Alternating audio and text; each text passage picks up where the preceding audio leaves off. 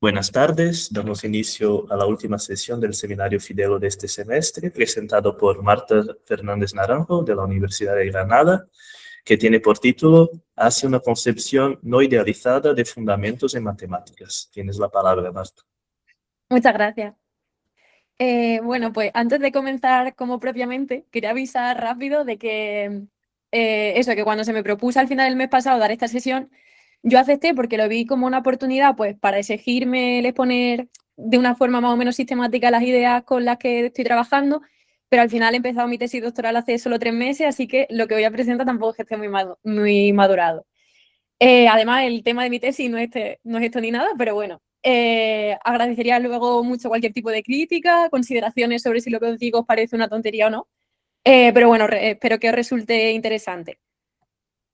Como habréis visto, yo he decidido titular a este seminario hacia una concepción no idealizada de fundamentos en matemáticas. Parto de la idea de que el concepto de fundamentación no está nada claro en matemáticas. Es muy amplia la literatura que emplea este concepto y, sin embargo, hay una disparidad súper grande en su uso que da lugar a veces a equívocos. El primer uso frecuente que nos podemos encontrar pues, es el comúnmente asociado a la crisis de los fundamentos, es decir, al debate entre logicismo, formalismo e intuicionismo. Esto es, por ejemplo, lo que ocurre en el primer capítulo de este libro, el Simposio sobre las fundamentaciones de matemáticas. No voy a ir tampoco mencionando toda la bibliografía porque si no creo que va a ser muy aburrido. Aquí tendríamos un segundo ejemplo en el que además se añade a la famosa tríada el platonismo.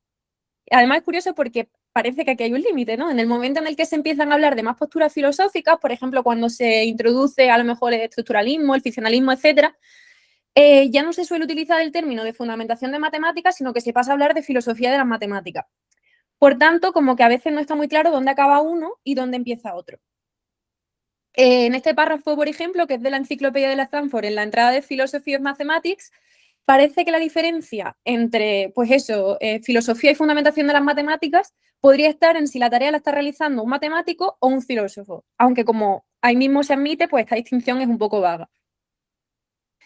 También podemos encontrar libros en los que aparece la palabra fundamentación en el título, en lo que se pretende es dar respuesta a una serie de preguntas, habitualmente filosóficas, como qué es el número, qué es el conocimiento matemático, que nos permiten llegar a una concepción de las matemáticas en las que el conocimiento pues, sea seguro.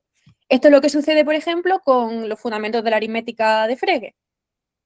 El tercer uso que podemos señalar, sobre todo en literatura ya más reciente, es una defensa o exposición de pues, teoría de conjuntos, teoría de categoría o alguna versión de la teoría de tipo. En las últimas décadas, sobre todo, pues, de la teoría homotópica de tipo. Aquí pues estaríamos cumpliendo, ¿no?, en cierta forma con el propósito que tenía Hilbert. Y finalmente, y al igual que ocurre con el concepto en otras disciplinas, la fundamentación puede entenderse como los fundamentos en el sentido de pilares, ¿no?, los conceptos básicos con los que se puede partir en una disciplina. Un curso sobre los fundamentos de las matemáticas pues podría ser un curso sobre las fracciones, los números naturales, las funciones.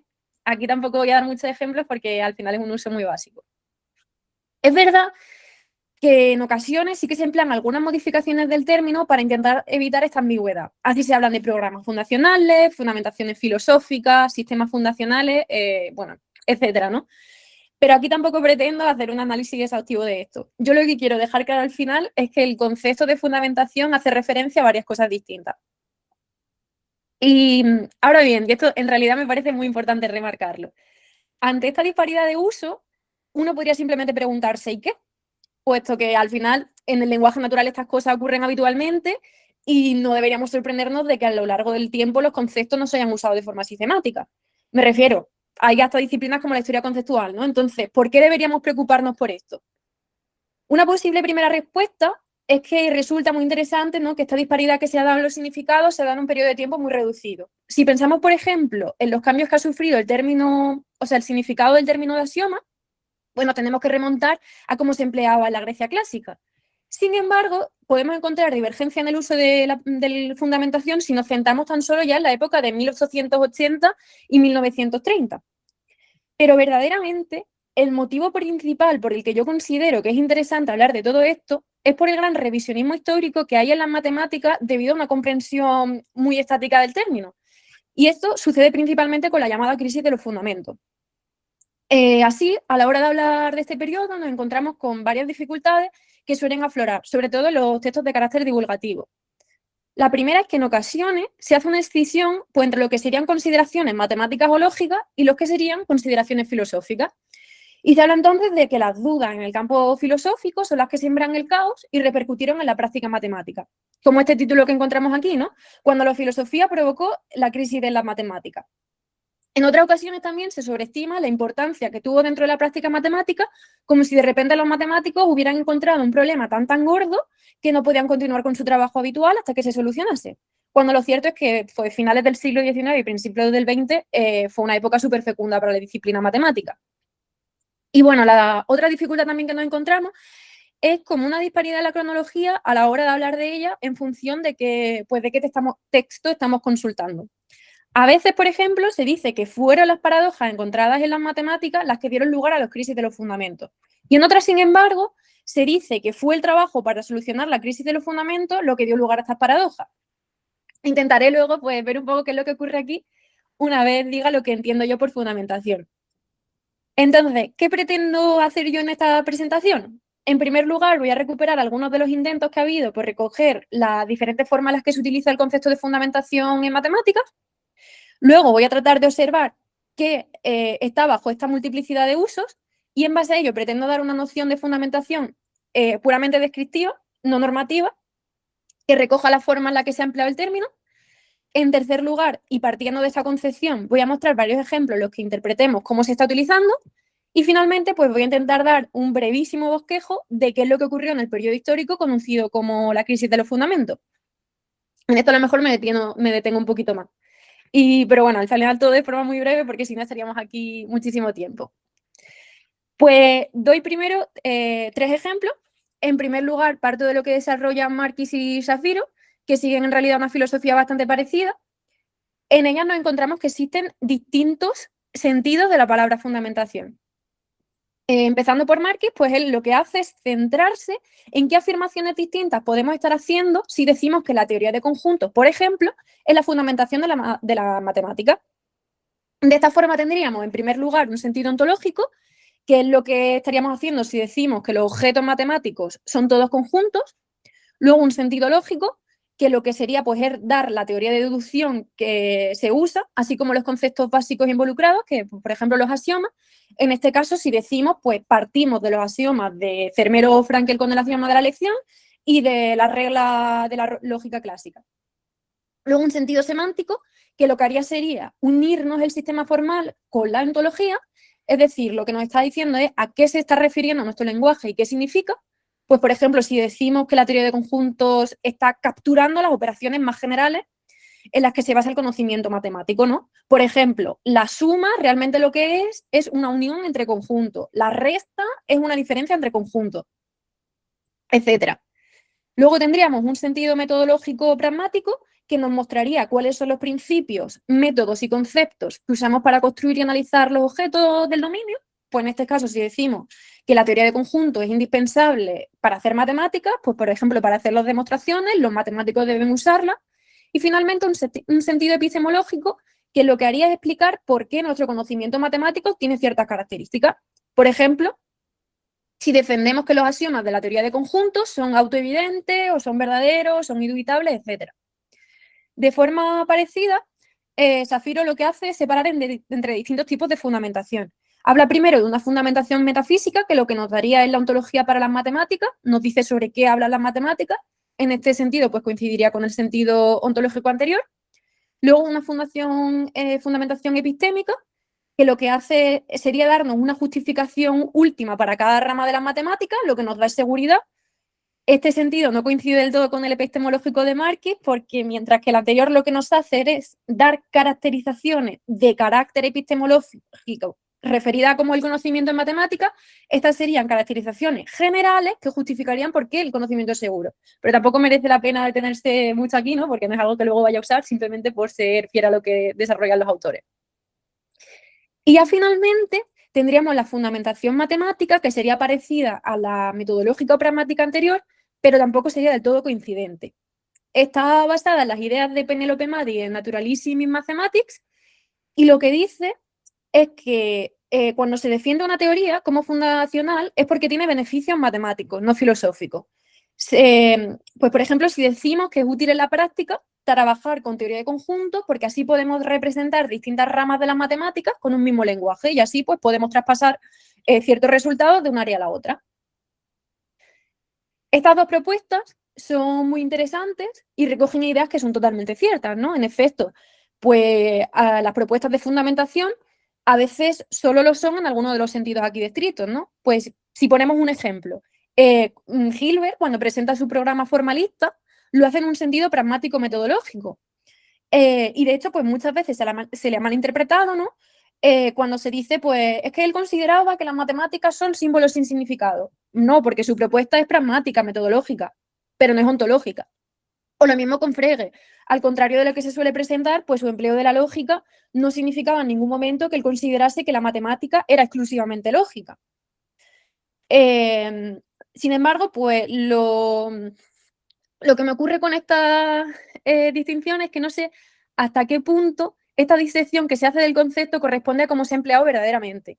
Porque aunque normalmente las distintas propuestas de fundamentación solo se acogen a alguno de estos sentidos, no es cierto que sus proponentes consideren que están incompletas, ¿no?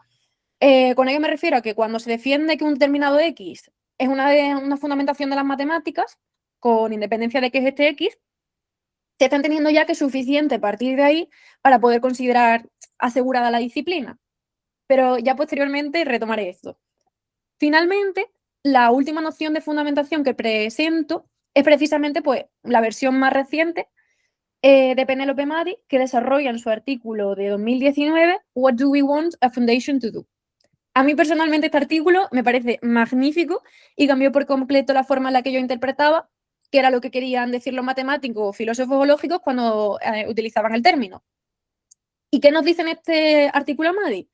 Pues ella rechaza dar una concepción de qué significa el concepto de fundamentación. Dice que no sabe ni siquiera si esta existe. Lo que defiende es que hay distintos roles o trabajos que sí que podríamos catalogar como fundacionales y que los distintos sistemas formales cumplen. Esto último es importante, o sea, el desarrollo que hace Penélope Maddy, al menos tal y como ella lo presenta en su artículo, estaría reservado exclusivamente para sistemas formales. Es decir, estaría considerando que hablar de fundamentos de las matemáticas es hablar de un determinado sistema formal, ya fuese la teoría de conjuntos, teoría de categorías, teoría de tipo o lo que fuese. Desde este punto de vista, los avances en la historia de la matemática hacen que los matemáticos desarrollen ciertas necesidades que son, por tanto, contextuales y que pueden conseguirse con una teoría o con otra. Y es precisamente por ello por lo que se pueden comparar las distintas propuestas de sistemas fundacionales, porque cada una de ellas va a cumplir con ciertos roles que van a resultar interesantes a algunos matemáticos, pero a lo mejor pues no otros. Así, pues Maddy considera que la teoría de conjuntos nos proporciona una evaluación de riesgos, porque nos dice qué tenemos que hacer para considerar fiable nuestro conocimiento. Los métodos fiables de construcción son aquellos de la teoría de conjuntos. Los axiomas coherentes son aquellos modelados por la teoría de conjuntos, ¿no? Que estas eran las dudas que los matemáticos estaban teniendo en el momento en el que surge. También dice que nos da una arena generosa donde todas las matemáticas modernas toman lugar en un estándar compartido. Además, puesto que muchos resultados metalógicos han sido desarrollados aquí, nos sirve además como un corral metamatemático. Frente a esto, por ejemplo, dice que la teoría de categoría lo que tiene de interesante es que nos muestra que estructuras matemáticas pueden ser más relevantes, lo que ella llama orientación esencial. Y finalmente, la teoría homotópica de tipos lo que nos da es comprobación de las demostraciones. A mí este desarrollo pues, me parece importantísimo y además por varias razones. En primer lugar, porque recoge qué está subyaciendo en muchas de las discusiones, sobre todo en las más recientes, sobre la fundamentación de las matemáticas. Está teniendo la práctica, la matemática real y además de forma histórica, lo que me parece súper importante. Con esto me refiero a que si atendemos a la evolución de las matemáticas, las necesidades que querían ver los matemáticos resueltas no siempre han sido las mismas. El descubrimiento de las geometrías no euclidias, por ejemplo, sobrecogieron de una forma impresionante en su momento y ahora pues no ocurre esto, ¿no? No significa lo mismo ahora. En tercer lugar, una cosa por la que también me parece muy interesante es porque recoge una realidad, que es que no todos los matemáticos filósofos, aunque ya se centra sobre todo en matemáticos, se preocupan por los mismos problemas fundacionales. Cada rama de las matemáticas es distinta y precisamente por ello es normal que cada matemático defienda una fundamentación distinta. ¿Cuál es entonces mi problema? ¿Por qué quiero defender una postura alternativa si esta me gusta tanto? Pues principalmente porque esta está reservada exclusivamente a sistemas formales y creo que no es la única forma en la que se ha usado el término. Y creo que es todavía más dinámico. Y por recuperar el ejemplo de antes, no está la forma en la que Frege lo había utilizado en los fundamentos de la aritmética, por ejemplo. Vale, entonces, ¿qué es lo que yo defiendo? Yo considero, como Madi, que la preocupación por la fundamentación de las matemáticas casi nunca surge desde un deseo puramente especulativo. Generalmente lo que quieren los matemáticos es hacer matemáticas de forma segura. La fundamentación en este sentido estaría operando como una especie de seguro de vida. El objetivo que tienen es responder a las dudas de un momento concreto para que así el matemático pueda volver a su mesa de trabajo, cerrar la puerta a cuestiones filosóficas o metamatemáticas y seguir realizando su trabajo como de normal. Esto obviamente no significa que no exista preocupación filosófica por las matemáticas, porque también la hay. Pero entonces estaría, o sea, atendiendo a cómo se usan habitualmente los términos, ya no estaríamos hablando tanto de fundamentación de las matemáticas, sino de filosofía de las matemáticas. Entonces, frente al planteamiento que hace Madi, yo considero que en la práctica real hay una especie de inversión. No es que las teorías fundacionales existan de antemano y descubramos que cumplan con ciertos roles o trabajos fundacionales. Más bien, el propio desarrollo histórico y técnico de las matemáticas hacen emerger ciertas crisis o simplemente necesidades o preguntas que exigen ser resueltas de algún modo. Las necesidades van a preceder a las herramientas fundacionales, es decir, que es el problema el que dicta de alguna forma la solución. Y tengo que decir pues, varias consideraciones importantes con respecto a cómo son estas necesidades. En primer lugar, y al igual que defiende Madi, estas necesidades son contextuales. El avance de la práctica matemática es la que genera las crisis y necesidades específicas, las cuales van a obligar a buscar una respuesta fundacional. Por ejemplo, podemos hablar de la crisis que supusieron el descubrimiento de las geometrías no euclidias, como he dicho antes, ¿no? Cuando Gauss, Lobachevsky y Riemann formulan geometrías que rompen con el quinto postulado de Euclides, el impacto es súper fuerte. Rompe la visión kantiana de que la geometría era un reflejo del espacio humano, inherentemente euclidio, y la intuición espacial ya no sirve para garantizar la verdad geométrica. Así que surge una necesidad urgente. ¿Cómo vamos a evaluar el riesgo de estas nuevas estructuras? ¿Cómo sabemos que es lo correcto? Esta sería pues la preocupación que Madi había descrito como evaluación de riesgo. O del mismo modo, también puedo poner como ejemplo el revuelo que se produce por la formulación del axioma de elección de Fermat, ¿no? Este axioma postula que dada una colección de conjuntos, se puede elegir un elemento de cada uno de ellos, incluso si no hay una regla explícita para decir cómo elegirlo. Y esto, en su momento, desata un debate súper feroz sobre los métodos permitidos en matemáticas. ¿Es legítima una demostración matemática que prueba la existencia de un objeto sin decir cómo construirlo? La práctica matemática obliga a la comunidad a decir cuáles son las reglas de juego permitidas. En segundo lugar, que este carácter contextual e histórico de las cuestiones fundacionales no solo atiende al desarrollo de las propias prácticas matemáticas, sino también al contexto científico general, pero también al económico, al político, etc. Así, por ejemplo, la preocupación inicial por los fundamentos de las matemáticas, y aquí estamos hablando del siglo XVIII, comienza verdaderamente por un cambio social. Hay una democratización y una institucionalización de la enseñanza, se expanden las universidades, se expanden las escuelas técnicas hasta la Revolución Francesa y la Revolución Industrial, y se requieren redactar manuales, apuntes y libros de texto educativos, ¿no? Se vuelve necesario establecer premisas claras, rigurosas y ordenadas, a partir de las cuales construir el conocimiento matemático que se tenía en esa época. En tercer lugar, que las respuestas que se dan a las preocupaciones fundacionales no son únicas ni totalizadoras. Pensemos, por ejemplo, en una imagen habitual que se da mucho en la actualidad, ¿no? Un matemático que considera que las matemáticas son una ciencia formal, que llega a respuestas, que llega a respuestas absolutamente verdaderas, que es la única ciencia capaz de garantizarnos certeza absoluta. Esta persona puede decir, vale, pues los axiomas matemáticos son absolutamente verdaderos e intuitivos. Los objetos matemáticos son ideas puras en nuestra mente, ¿no? Algún tipo de platonismo. Y los métodos utilizados son los de deducción en la teoría de conjuntos. Aquí se están respondiendo a varias preguntas distintas. Además, y esto es muy importante, las preguntas que se hacen a sí mismos y a las que dan respuesta ya están filosóficamente cargadas. Si decimos que algo es verdadero, fiable, objetivo en matemáticas, pues exige responder implícitamente preguntas filosóficas como qué significa que un conocimiento sea fiable, qué noción de verdad estamos usando. Evidentemente, estas preguntas no aparecen tematizadas de forma explícita, pero están ahí.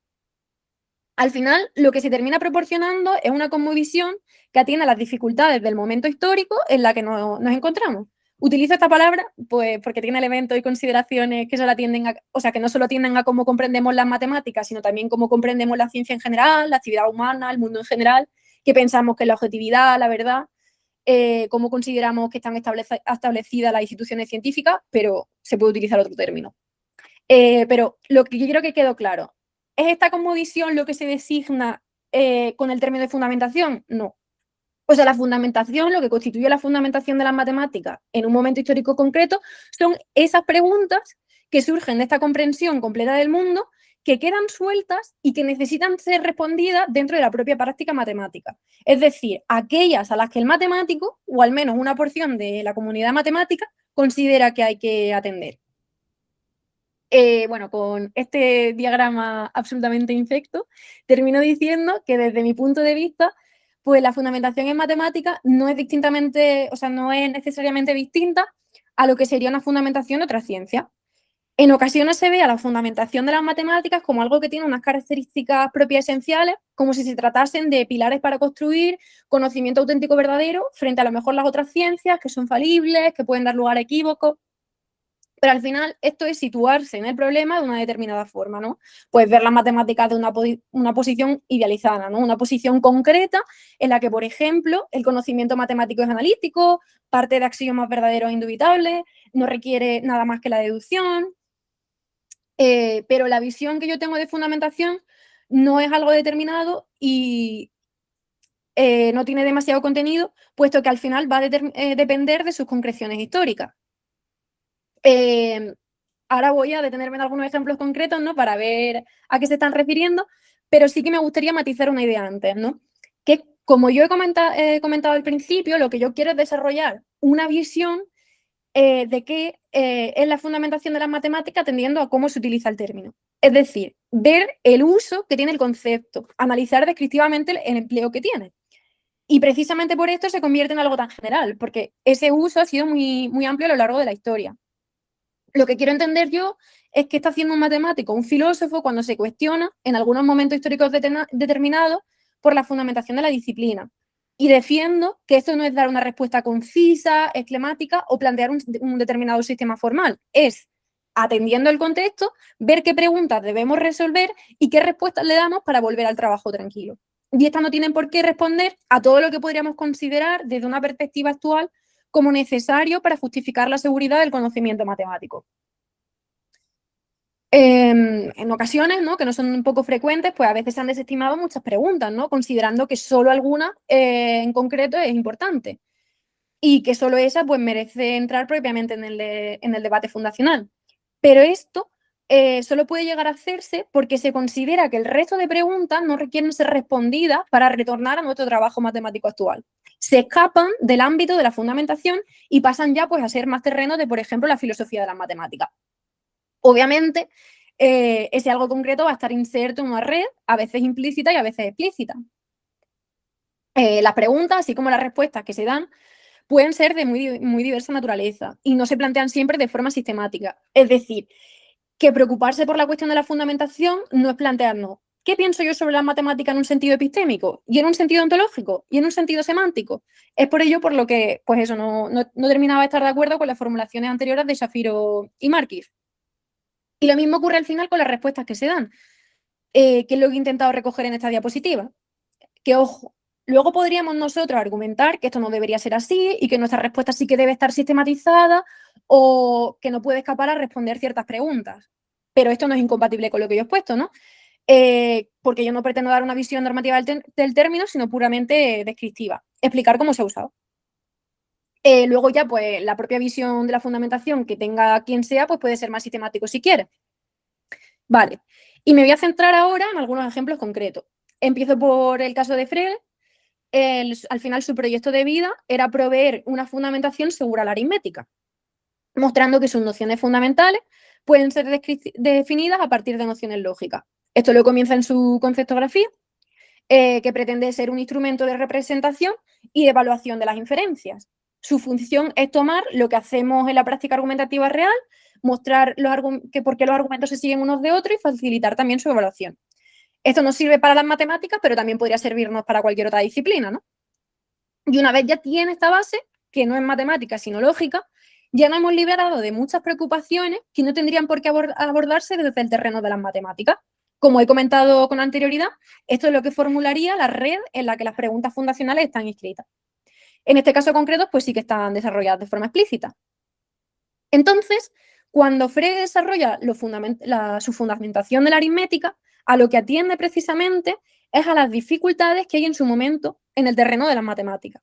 ¿Y qué es lo que estaba pasando en este momento? Pues en su época se estaban dando mucho esfuerzo por definir qué eran los números reales. Tenemos muchos intentos, las cortaduras de Dedekind, las sucesiones fundamentales de Cantor, las clases de fracciones de Weierstrass, aproximaciones decimales de Bois-Reymond. Este problema, ¿no?, que tiene carácter matemático, era fundamental. La pregunta era necesaria y, por tanto, se comienza a considerar como fundacional. Se empieza a abordar desde distintos ámbitos, ya no solo el matemático, qué es el número, ¿no? Y se dan respuestas psicologistas o empiristas con las que Frege no estaba de acuerdo. Y del mismo modo, y como he comentado antes, también teníamos el desarrollo de las geometrías no euclídeas. Verdaderamente, los distintos avances que se habían dado en el tema, pues comenzaron ya en el siglo XVIII y principios del siglo XIX. Entonces, en el momento en el que Frege se está dedicando a las matemáticas, sí que siguen planteándose ciertas cuestiones. Ya después del trabajo de Riemann, lo que queda es una duda, ¿no? Es cómo podemos demostrar que las geometrías no euclídeas eran matemáticamente seguras y libres de contradicciones. Así pues, ¿qué ocurre en su momento? Pues Beltrami demuestra que la geometría hiperbólica se cumple localmente sobre una superficie física tridimensional, la pseudoesfera. Klein y Poincaré construyen modelos matemáticos dentro del propio plano euclídeo en los que sí que pueden darse este tipo de geometría. Entonces, como ya hemos aceptado completamente la inclusión de este tipo de geometría, ya no está puesta en duda su existencia, diríamos, lo que necesitamos es ver cómo garantizamos su consistencia y su seguridad. Entonces, en general, no solo a Frege, pero empieza a haber un interés, por tanto, pues, en cómo es el conocimiento matemático. De esta forma, las cuestiones principales que Frege desarrolla en sus fundamentos de la aritmética son qué es el número y cómo es el conocimiento matemático. Son estas las cuestiones fundacionales características de su época. Todas estas consideraciones, evidentemente, no están aisladas, parten de sus consideraciones lógicas que desarrolla la conceptografía, incluso de otras ideas que seguramente están implícitas respecto a qué son la matemática, la ciencia, el conocimiento. Pero al final todas estas no se están tematizando como fundamentación de las matemáticas porque no se las están preguntando los matemáticos, porque no sienten que tengan que ponerse en duda. Es decir, que no parten de desarrollos que se están dando dentro de la propia matemática. El matemático va a poder trabajar sin tener que atender a ellas en su momento y contexto histórico. Paso ahora a varios ejemplos en los que al hablar de fundamentación, ahora ya no se está hablando de todo esto, sino simplemente de sistemas formales. ¿Qué es lo que ha ocurrido para que décadas después las cuestiones que nombramos como fundacionales son tan distintas, ¿no? Señalo aquí, por ejemplo, un artículo más antiguo del grupo Bourbaki. En este caso, solo se desarrollan los principios, en este artículo, los principios de teoría de conjunto, y esto va a ser exclusivamente lo que cuenta como fundamentación. Para poder entender por qué ocurre esto, tenemos que ser conscientes de qué es lo que había sucedido dentro de las matemáticas en los últimos años. Obviamente muchísimo, ¿no? Pero como posteriormente voy a hablar del periodo de la crisis de los fundamentos, me voy a centrar en lo que es más cercano al momento del grupo Bourbaki. Después de los teoremas de incompletitud de Gödel, la intención de proporcionar fundamentaciones absolutas de las matemáticas pues pierde bastante fuelle, ¿no? Las últimas discusiones que se dan al respecto pues son los distintos desarrollos axiomáticos que se han dado. ¿Aceptamos el axioma de elección? ¿Aceptamos el axioma de infinito? Ya no se ven como verdades absolutas, ¿no?, desde las que vayan a poder llegarse a todo el conocimiento matemático, pues porque los teoremas de Gödel habían mostrado las limitaciones que tenían los intentos anteriores, ¿no? Entonces, lo que ocurre es que la elección que hay entre unos axiomas u otros se hace en virtud de las consecuencias prácticas que traen sobre la matemática.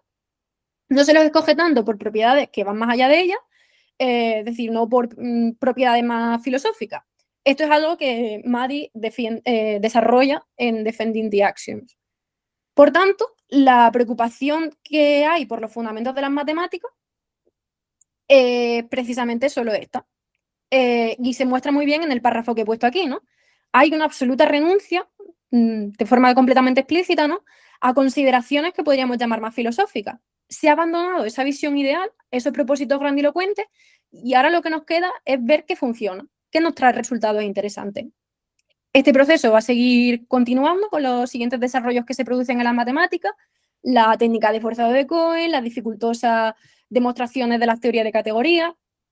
Entonces, las preguntas que se hace el matemático son más, pues, qué axiomas o métodos se va a escribir y a cuáles no. Casi más en un sentido de tag yourself, ¿no? Que es lo absolutamente verdadero. Así que más recientemente, en este artículo, Bowler nos observa que las distintas elecciones en matemáticas nos van a llevar a caminos igualmente fecundos. Así que lo que se pregunta es qué es lo que necesita tanto el matemático como el ordenador con el que trabaja, y pues lo que él considera es que para poder dedicarse a la práctica matemática tranquilo, uno lo que debe ser es capaz de hacer demostraciones, ya sea de forma exclusivamente humana o utilizando el ordenador, sin que estas demostraciones tengan un grado de dificultad súper alto, porque es lo que le preocupa. Y le preocupa porque más recientemente ha habido demostraciones, como las de teoría de categorías de Grothendieck, que han tardado décadas en verse que son falsas. Entonces, esto es un problema muy grave para el matemático, el trabajo del matemático, ¿no? Así que precisamente por ello, él lo que va a defender es que la fundamentación de las matemáticas es la teoría homotópica de tipo, porque considera que es el sistema formal que va a poder ayudarnos a dedicarnos a nuestro trabajo con menos problemas. Al final lo ve como una herramienta que es capaz de cumplir con las expectativas que hay en su momento actual, ¿no? Y finalmente, sí que quería hacer un breve inciso comentando a autores que están en contra de la defensa de una fundamentación de las matemáticas únicas o de una fundamentación en absoluto. Empiezo primero con Lakatos, que me centro en lo que desarrolla en el libro de Proof and Refutations y en el artículo A Renaissance of Empirism in the Recent Philosophy of Mathematics. Y para ello, pues, ¿qué es lo que defiende Lakatos, no? Rechaza una visión de las matemáticas idealizada en la que ésta se vea como un sistema estático donde verdades eternas se deducen mecánicamente a partir de axiomas que son indubitables.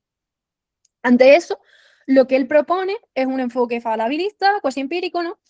En el que remarca que las matemáticas son una actividad humana, son dinámicas y va a progresar de forma muy similar a la de las ciencias naturales, no en una línea recta, sino en un proceso de conjeturas, demostraciones y refutaciones. Cuando Lakatos rechaza que haya una fundamentación en matemáticas, lo que está rechazando es aquello por lo que se preocupaban los matemáticos de su momento. Es decir, a los desarrollos que se están dando en ese momento, que es pues, construir sistemas formales axiomáticos del que tenga que partir absolutamente todo el conocimiento matemático. Para Lakatos, las matemáticas no necesitan de esto, puesto que su validez y la fiabilidad se van a cimentar en otros aspectos. Pues en el éxito histórico, en la capacidad heurística que tienen para resolver problemas reales, ¿no? Concretos. Así que las teorías o intentos de axiomatización rigurosa, ¿no? que se dan, verdaderamente la estamos construyendo a posteriori, impulsados pues, por crisis metodológicas, por la aparición de contraejemplos que nos van a obligar a refinar las definiciones. Entonces, y esto está de acuerdo con la idea que yo he proporcionado sobre qué significa el concepto de fundamentación, cuando Lakatos habla de que no hay fundamentación en matemáticas, no está refiriéndose al que el conocimiento en matemáticas no esté justificado o no necesite de justificación. Lo que Lakatos, porque eso, o sea, Lakatos al final ya está proporcionando una explicación de su fiabilidad, de su seguridad. Está desarrollando pues, una visión acerca de qué son las ciencias, qué es la matemática, que no separa del conocimiento del resto de ciencias naturales. Y en este desarrollo precisamente hay una explicación del éxito que tienen las matemáticas, ¿no? El matemático va a poder entregarse a su tarea reposadamente, sabiendo que aquello que hace descansa en una base segura. Lo que Lakatos está negando es que esta tenga que venir de un sistema axiomático lógico, ¿no? Lo que está rechazando son los programas fundacionales en este sentido. Aquí el concepto de fundamentación, pues, es el que se está utilizando en su momento y contexto histórico. Y no quiero detenerme tampoco demasiado aquí, ¿no? Pero simplemente quiero señalar que este uso también lo comparten Putnam y Wagner. La posición que desarrolla Wagner es muy parecida a la de Lakatos y Putnam, por su parte, pues lo que hace es defender más un pluralismo en la fundamentación, ¿no? Entendiendo esto como un pluralismo en distintos sistemas formales que podríamos utilizar pues, según qué rama de las matemáticas. Pero bueno, voy ahora a lo que consideraba más importante, Y como he comentado anteriormente, es dar un brevísimo esbozo de qué fue lo que ocurrió en la llamada crisis de los fundamentos. ¿Cuándo puede comenzar a hablarse de crisis? ¿En qué momento surgen las paradojas? ¿Y qué relación hay entre todos estos sucesos? Una vez más, pues yo lo que defiendo es que para ver qué es lo que ocurre durante este periodo no podemos partir de un misticismo, de una visión de la fundamentación que sea estática, o tampoco pensar que fue como algo súper aislado y específico que sea exclusivamente durante este periodo. La preocupación por la fundamentación en la matemática, mencionándola explícitamente con este nombre, pues realmente se remonta muchísimo tiempo atrás. Como comenté anteriormente, no se puede ligar de qué es lo que sucedía en otras áreas, incluso fuera de las matemáticas. Durante el siglo XVIII se instaura decisivamente en Europa el modo de producción capitalista. Está la revolución industrial, ¿no? Se forma un mercado mundial, hay necesidades en la navegación, en la construcción de naves, y hay un larguísimo etcétera, que hacen al final que las necesidades prácticas que tiene la población en general aumenten y se hagan más complejas. Entonces, la solución a estos problemas se va a convertir además en un asunto que tiene importancia ya estatal, ¿no? Se crean instituciones especiales, academias de la ciencia y todas ellas subsidiadas por el Estado. Crece también el papel de los centros superiores de la enseñanza y al final, pues esto lo que hace es que se configure una capa de científicos profesionales, entre ellos los matemáticos, cuyo principal tarea, ¿no?, es tanto la investigación como la enseñanza. Además, hay una democratización súper notable de la composición que tienen los científicos, ¿no? Ya no son solo personas hiperprivilegiadas que se dedican a la vida contemplativa. Todo esto hace que haya un desarrollo súper grande del conocimiento matemático, del análisis infinitesimal, de las ecuaciones diferenciales, la probabilidad. Entonces, el volumen de conocimientos que debe tener un matemático calificados a finales del siglo XVII y principios del siglo XVIII era muy, muy grande. A partir de la segunda mitad del siglo XVII comienzan a aparecer, por tanto, obras que tienen varios tomos, ¿no? O sea, obras muy grandes, que tienen por objetivo abarcar toda la ciencia en matemáticas, exponer todo el conocimiento matemático del momento de forma sistemática. Entonces, con todo esto comienza a existir una preocupación para crear un sistema único, en este sentido, o sea, no de una naturaleza formal parecida a la actualidad. Y esta preocupación no se va a debilitar en los siglos sucesivos. Muchas veces, ¿no?, se nos presenta el descubrimiento de las geometrías no euclídeas como si fuese un hecho aislado, ¿no? Se nos presentan los distintos avances como si fuera una genialidad de distintas figuras y algo excepcional. Pero como si, pues eso, como si estuviesen jugando con el quinto postulado de Euclides y ya pasaran ciertas cosas. Pero esto no es así. Precisamente por las cosas que acabo de mencionar, ¿no?, de tener libros de texto, los fundamentos de la geometría en la segunda mitad del siglo XVIII adquieren un gran significado social. Aquí por fundamento me estoy refiriendo, por cierto, a conocimientos básicos, o sea, como pilares de la matemática, los pilares de la geometría. Entonces, se tienen muchos debates sobre la conveniencia o no del libro de los elementos de Euclides para utilizarlo como texto escolar. Era un debate ya pedagógico. En Inglaterra y Alemania, de hecho, hubo muchos intentos de mejorar el texto, de reducirlo, de cambiarlo. Tenemos un contexto que está guiando las preocupaciones que se tienen en este momento. Pero este aumento de producción matemática no solo es problemática a la hora de elaborar libros de texto. Hay otra cosa más que ocurre. Bueno, en realidad ocurren muchas más cosas, ¿no? Pero yo me centro en esta. La relación que tienen las matemáticas con la práctica también se vuelve mucho más compleja.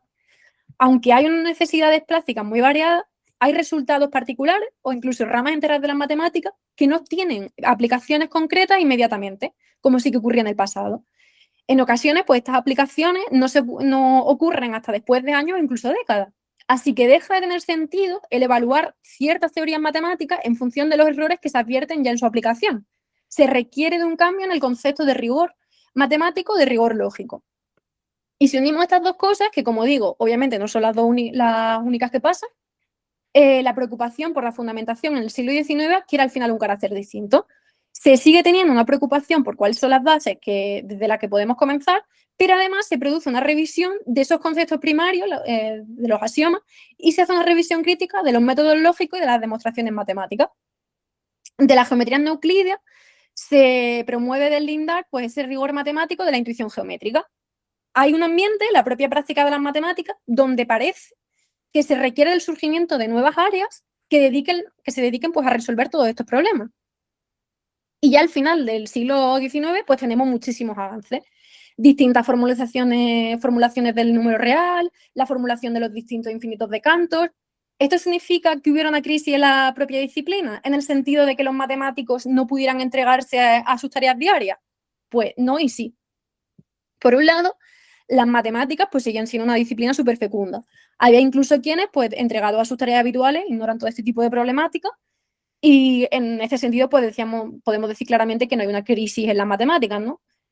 Lo que sí que ocurre, sin embargo, es que el problema por la fundamentación de las matemáticas comienza a convertirse como un área, ¿no? Una disciplina dentro de las matemáticas, un área concreta.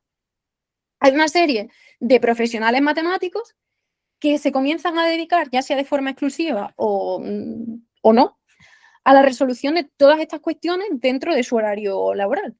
Además, es importante entender que esto no es solo una cuestión individual, ¿no? De una predilección personal de ciertas personas, sino que hay toda una red social que permite estas prácticas.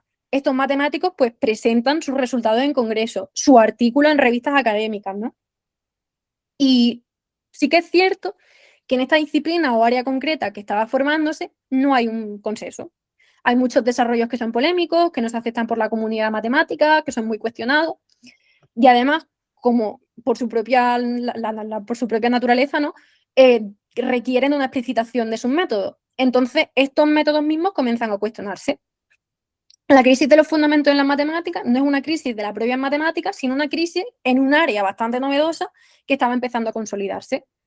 Además, otra cosa que también hemos de señalar es que estas problemáticas no son solo las que provienen de las paradojas que se dan en teoría de conjuntos, ¿no? Que es cierto que estas son súper relevantes, porque hicieron avanzar muchísimo las cuestiones fundacionales, pero lo cierto es que podemos hablar de varias crisis a lo largo de este periodo. Otra de ellas, por ejemplo, también especialmente significativa, es la que produjo la formulación del axioma de elección de Zermelo. Cuando este se propuso, él advierte que es algo que se había utilizado con anterioridad de forma implícita, ¿no? Como en muchos desarrollos de Cantor ya parten de utilizarlo.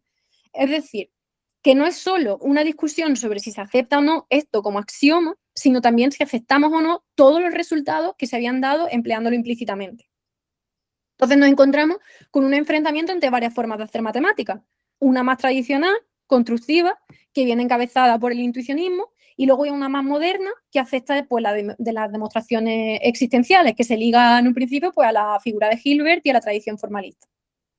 Antes de la formulación de lo que conocemos como el programa de Hilbert, en la conferencia que este da en 1900 en el Congreso Internacional de Matemáticos ya había una declaración de qué tiene que atender las matemáticas, qué problemas son importantes. Es decir, él lo que tiene realmente al formular sus problemas pues es una visión normativa de qué deberían ser las matemáticas. Y todo esto, naturalmente, va a hacer que surjan preguntas de carácter más filosófico sobre la naturaleza de las matemáticas. Pero sería un error considerar que fue la preocupación por las cuestiones filosóficas la que desata una crisis en las matemáticas. Tampoco podemos considerar, pues eso, estos aislados una crisis única. Fueron muchos los motivos por los que pues surgió esta creación de una disciplina especialmente preocupada por los fundamentos de la matemática. Y también pues, fueron muchas las discusiones que se dieron. Podríamos hablar en este sentido pues, de varias crisis y momentos de disensión, entre los cuales las paradojas solo constituyen una de ellas. Así que al final no podemos establecer un relato sencillo de qué fue la crisis de los fundamentos en matemáticas, ¿no? No hubo un único momento de quiebre, sino un trabajo de carácter tanto técnico como institucional. Reducir este periodo al descubrimiento de la paradoja de Russell o a los teoremas de incompletitud de Gödel, que obviamente fueron súper importantes, es ignorar que al final el verdadero motor de cambio fue la propia maduración que tuvo la disciplina. Así que volviendo a la pregunta inicial, ¿no? Que me planteé al comienzo de esto, ¿no? Yo considero que no podemos aceptar ni el esquema de preocupación fundacional, entonces descubrimiento de las paradojas, ni que hubiera primero el descubrimiento de las paradojas y entonces una preocupación fundacional, ¿no? Es cierto que tenemos una preocupación fundacional que comienza mucho atrás y que va a continuar mucho tiempo después. Y en ella ya pues señalaremos como muy importante el descubrimiento de las paradojas, la hipótesis del continuo, la formulación del axioma de elección, los teoremas de incompletitud de Gödel, etc. Entonces, podemos referirnos a las crisis de los fundamentos como un periodo específico, pero al final dentro de él están sucediendo muchas cosas distintas. Además, otra cosa que ocurre, ¿no?, es que la crisis de los fundamentos no considero que no tiene que ser vista, ¿no?, como una enfermedad que ataca las matemáticas, algo que sucede primero en el terreno filosófico y que luego asola al terreno matemático. Fue al final el resultado de crecimiento de una ciencia que comienza a democratizarse, que comienza a masificarse y a distanciarse de una aplicación de la física inmediata. Y bueno, todo esto que yo acabo de hacer al final no es en absoluto exhaustivo ni un análisis satisfactorio de este periodo, pero creo que es un apunte de cómo creo que deberían ser este tipo de explicaciones sobre la crisis de los fundamentos. Y bueno, pues por mi parte nada más, espero que os haya gustado. Muchas gracias, Marta. Muy interesante la presentación. Y ahora tenemos tiempo para preguntas.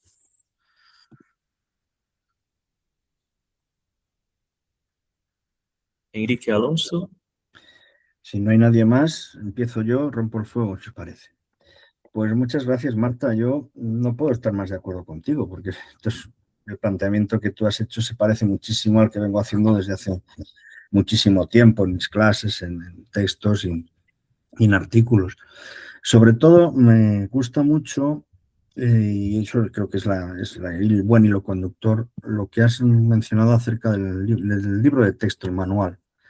Y esto es algo que yo lo situaría un poquito después de lo que tú lo has hecho, con el nacimiento de, digamos, las escuelas técnicas o los politécnicos, tanto en Francia, de la mano de la Revolución, como luego se exporta a Alemania con las Fachschulen, etcétera, etcétera.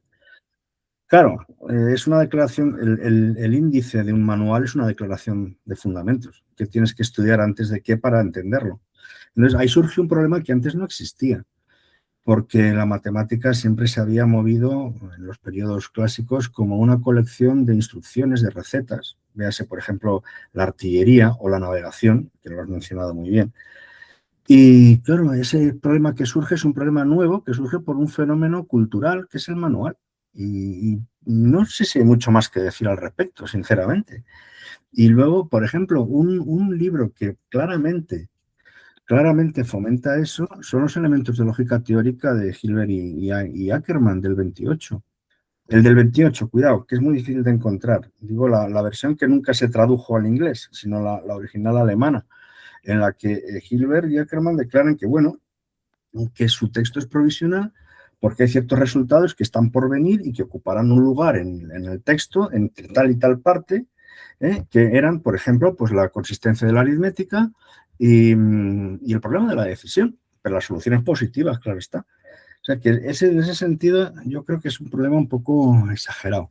Otra cosa que me ha gustado mucho que has dicho, y eso sí te quiero hacer una pregunta, es sobre la concepción que tú puedas tener de la matemática como una disciplina más próxima a las ciencias naturales. Pero yo también tengo la impresión de que hemos exagerado mucho, quizá debido a la estabilidad de ciertos fragmentos básicos de la matemática, que la matemática sea algo inmutable, como algo que está no sé cómo decirte, ¿no? En el registro de las cosas, en el universo, en los varios terceros reinos que se han postulado para las matemáticas, ¿no? Yo hace mucho tiempo que eso no me lo creo, pero me gustaría saber tu opinión al respecto. Y ejemplos, te brindo un ejemplo, que es uno de los que yo siempre vuelvo cuando me fijo en ese tipo de temas. Raíz de 2, o sea, los números irracionales, le costó la vida, según la leyenda popular, ya sabéis, a un pitagórico, ¿no? Demostrar que era un número irracional, porque era una anomalía y ahora es un número y se acabó, no hay mayores problemas. Es decir, los objetos matemáticos van evolucionando con el tiempo, cambian y los estabilizamos y los metemos en universos que son perfectamente naturales y que antes no estaban. Entonces, mi pregunta es esto último, ¿eh? El otro era agradecerte tu punto de vista y decirte que estamos de acuerdo y que coincidimos en esa concepción sobre las crisis de fundamentos. Pero esta sería mi pregunta. ¿Cuál es tu visión acerca de la diferencia, esa diferencia para mí tan exagerada entre las matemáticas y las ciencias naturales? Muchas gracias por lo demás. Pues muchas gracias por todo lo que me has dicho. Me apunto además el libro de Hilbert y Ackermann porque no, o sea, a lo mejor lo he visto mencionando en algún momento, pero desde luego no le he echado un ojo y creo que Lo- que La me va a única, ayudar la bastante. única edición que yo conozco en España está Sí. en la Complutense. Te lo digo por si lo quieres ver, porque te van a mandar todos a la segunda edición, Vale, que ya no vale, porque es el 30 y tantos. O sea que no. vale, genial. Y luego ya respecto a la pregunta que me has hecho, pues yo también estoy de acuerdo contigo con eso. De hecho, es un poco justo lo que, eso sí que ya es lo que estoy trabajando en mi tesis, porque no va de los fundamentos de las matemáticas, pero sí un poco de la relación de las matemáticas con el mundo físico y tal. Y al final lo que yo creo, es cierto que todavía no, es más como casi una intuición, ¿no? Porque no he leído mucho al respecto, es la visión que tengo ahí al respecto y también como estudiante de matemáticas que he sido de que en absoluto se parecen tanto, o sea, se distinguen tanto, ¿no? Que para mí están bastante cercanas. Pero bueno, estoy ahora mismo justo haciéndome ese tipo de preguntas. Pues nada, me parece que son las preguntas que te tienes que hacer. Enhorabuena. Muchas gracias. Muy bien, más preguntas.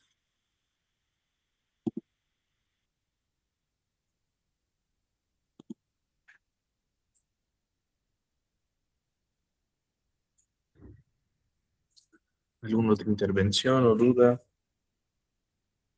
Víctor.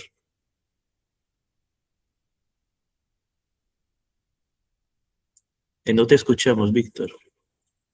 Muchas gracias por la presentación, Marta. Que estoy en casa, que estoy con otras historias y eso.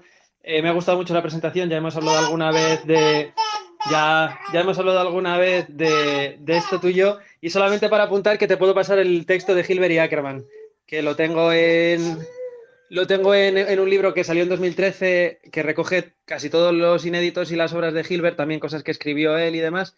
Son 3 volúmenes en Springer y tengo uno de ellos y ahí está tal cual, está transcrito con todas las indicaciones y eso, o sea que te lo paso.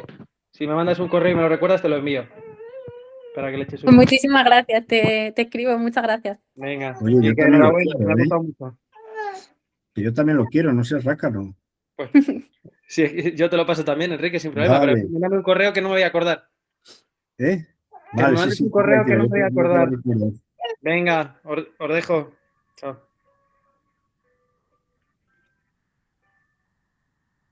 Muy bien, Pablo. Sí, yo también, de hecho, comentar lo mismo, que hace unos años, porque ya estuve hablando con Enrique mucho de la importancia del manual de Hilbert y Ackermann, y que era muy difícil encontrar la primera edición, la pedí a la biblioteca y me acabaron enviando después de dar muchas vueltas, que cuesta mucho, me acabaron enviando una versión original de la biblioteca de Berlín. De estas que no te dejan sacar de la biblioteca y también la estuve escaneando, así que eh, también la tengo escaneada, o sea que te la podemos enviar al menos por 2 vías diferentes. Muchísimas gracias, entonces. Hombre, Yo nada. es que soy más primitivo y lo tuve que consultar in situ. O sea que, pero vamos, lo tengo muy memorizado. Muy bien, todos buscando la versión original del libro de Hilbert y Ackermann. ¿Alguna otra pregunta?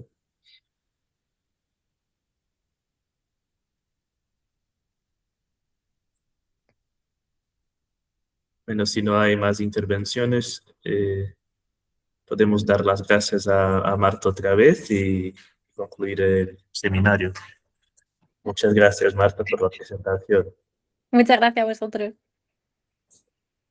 Pablo, si quieres concluir la grabación.